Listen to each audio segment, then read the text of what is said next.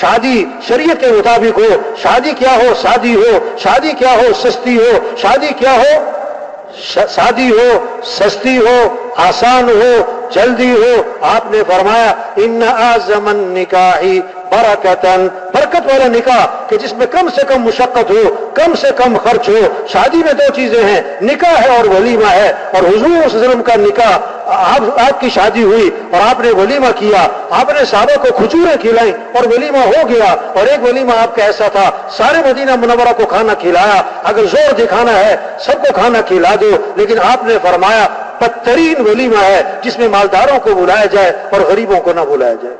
نکاح کے بارے میں آپ نے فرمایا کہ نکاح مسجد میں ہونا چاہیے، نکاح مسجد میں کرو، اس کی تشہیر کرو۔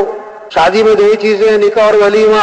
رشتے کی بنیاد بتائی، پیسے کی بنیاد پہ رشتہ نہ کرنا، مال کی بنیاد پہ رشتہ نہ کرنا، حسب و نسب کی بنیاد پہ رشتہ نہ کرنا، فاظفر بذات الدین، فرمایا دینداری کی بنیاد پہ رشتہ کرنا۔ دینداری کی، گھر جو آباد ہوں گے رنگ اور شکل سے نہیں، پیسے خاندان سے نہیں، گھر آباد ہوں گے دینداری سے، اعمال سے، اخلاق سے۔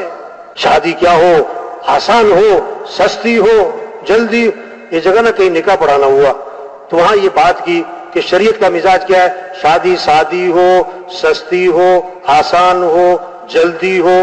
تو باپ اور بیٹا نا سامنے بیٹھے ہوئے تھے، نکاح میں شریک تھے، تو بیٹا ابا سے کہنے لگا ابا آپ نے سنا یہ کہہ رہے ہیں جلدی ہو؟ انہوں نے کہا بیٹا اگلی تین باتیں اور بھی کہی ہیں، سادی ہو، سستی ہو، آسان ہو، اگر یہ تین کام تم مان لو چوتھی میں مان لیتے ہو۔ دین آسان ہے بھائی، دین خوبصورت زندگی ہے، معاشرت ٹھیک ہو،